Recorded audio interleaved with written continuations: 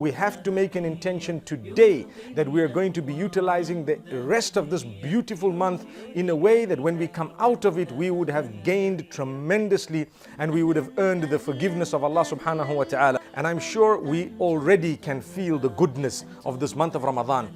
We will appreciate the fasts. We will appreciate what Allah has bestowed upon us. We will fight our temper, the anger, whatever we have within us that is negative. Make sure that you do something to eradicate it.